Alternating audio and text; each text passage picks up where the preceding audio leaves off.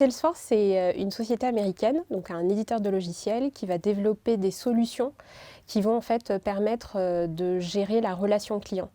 Concrètement, qu'est-ce que ça veut dire? Ça veut dire qu'on va accompagner des entreprises pour les aider à développer leurs ventes, fidéliser leurs clients ou encore accroître leurs activités. Et c'est une société qui a été créée il y a 20 ans par Marc Benioff autour de 4 valeurs fondatrices qui sont la confiance, l'innovation, le succès client et l'égalité.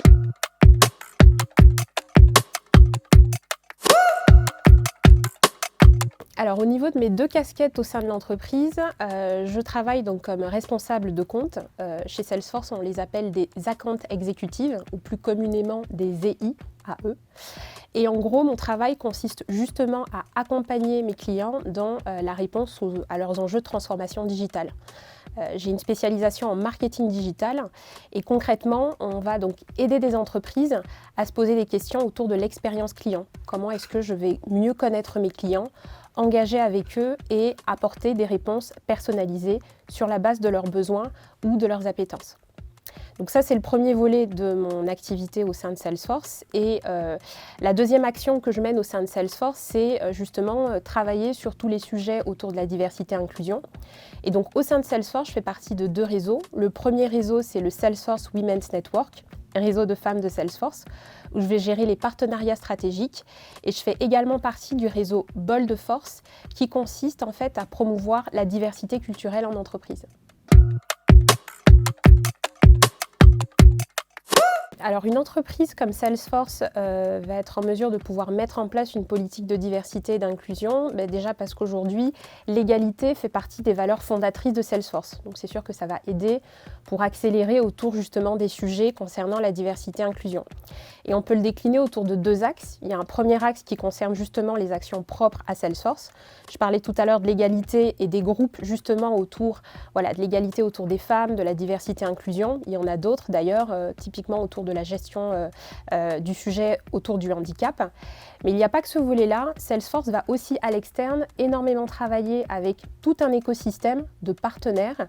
Un exemple concret, on va travailler avec des startups sociales comme Social Builder qui va accompagner les femmes dans la reconversion professionnelle dans les métiers du numérique. Donc là, il y a un vrai travail justement qui se met en place en partenariat avec cette startup. Et on va également travailler avec des cabinets de conseil autour de la diversité comme Mosaïque RH par exemple.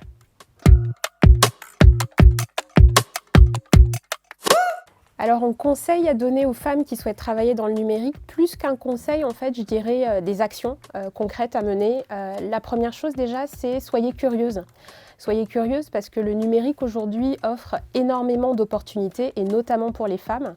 Un fait, oui, c'est un métier qui est quand même principalement masculin. Il y a à peine 30% de femmes dans le secteur du numérique, mais justement, c'est une vraie opportunité, comme je le disais. Donc soyez curieuses parce qu'il y a plusieurs possibilités qui s'offrent à vous. N'hésitez pas à pousser les portes, vous renseigner justement sur tous les métiers qui recrutent actuellement dans les métiers du numérique. Essayez d'identifier des rôles modèles. Il y a forcément des femmes ou des hommes qui vous inspirent et qui travaillent dans le secteur. Donc n'hésitez pas à les contacter, échanger avec eux pour en savoir plus. Et un autre conseil aussi que je pourrais donner, c'est finalement sur la perception qu'on peut avoir des métiers du numérique qui peut être erronée. C'est vrai qu'on va très souvent associer métiers du numérique avec des formations d'ingénieurs. Je travaille dans le numérique depuis plus de 10 ans et je suis commerciale. Je ne suis pas du tout une formation ingénieur, plutôt école de commerce. Donc vraiment apprenez à vous projeter, ne pas être justement fermé sur les possibilités que peuvent offrir les métiers du numérique. Le conseil principal, je pense que je pourrais donner, c'est cultivez-vous.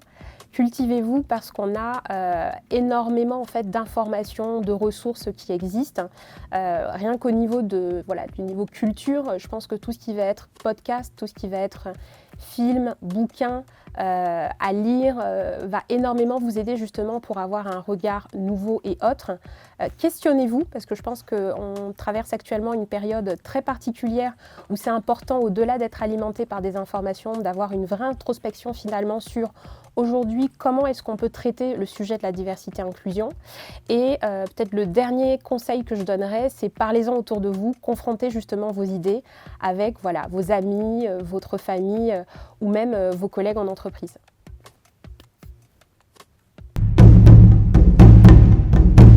这个